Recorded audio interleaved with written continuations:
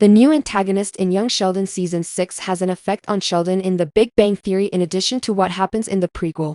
Welcome to my channel. I hope everyone is having a wonderful day. If we're starting the video, please go ahead and hit the subscribe button. A new antagonist that has a covert effect on Sheldon's life in The Big Bang Theory was introduced in Young Sheldon Season 6. The narrative of the CBS sitcom lacks a definite enemy, which makes sense since it is a family comedy.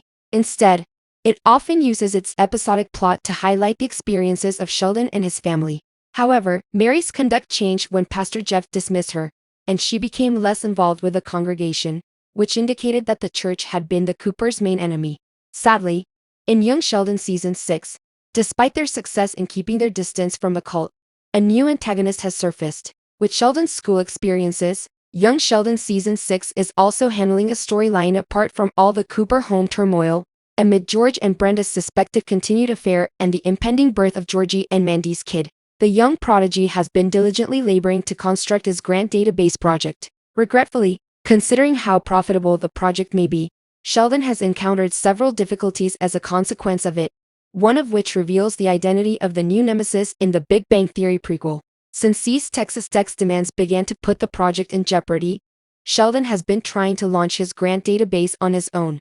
President Hagemeyer and Dr. Linkletter illustrate how cunning they are, particularly considering they are taking advantage of a child, by continuing to discredit the young genius even after he makes his choice.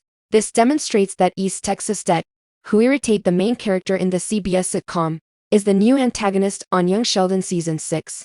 The fact that their actions will affect Sheldon's future only serves to exacerbate the situation. Sheldon was not the only one impacted by East Texas Tech's activities, and the fact that his whole family was touched by the consequences clarifies why it was such a pivotal moment in his future. Although George and Mary participated in the early talks on the issue, it doesn't seem like East Texas Tech was deterred by it. This school could have easily coerced the bright young man into bending to their whim by now if they hadn't been so blatant in their efforts to undermine Sheldon and Dr. Sturgis. Maybe the Coopers should go back to East Texas Tech and insist that they stop assaulting their kid. Sheldon may not have discussed his undergraduate years on The Big Bang Theory because of his experiences at East Texas Tech. More than that, however, it could also help to explain why, in the nerd-centric comedy, he was always so reserved and wary. Both Dr. Linkletter and President Hagemeyer are expected to mentor and care for him throughout his academic career, but they are the ones who don't seem to hesitate to take advantage of him.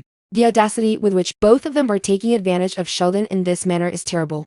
Sheldon was adamant about writing contracts similar to the roommate agreement and relationship agreement in The Big Bang Theory, which is probably why he was so upset with the events surrounding the grant database project. As seen in Young Sheldon Season 6, the contracts were an effort on his part to defend himself from anybody attempting to manipulate or take advantage of him in the same manner that East Texas Tech had in the past. Finding out the history of this specific Sheldon quirk helps to explain his outlandish conduct toward his own buddies.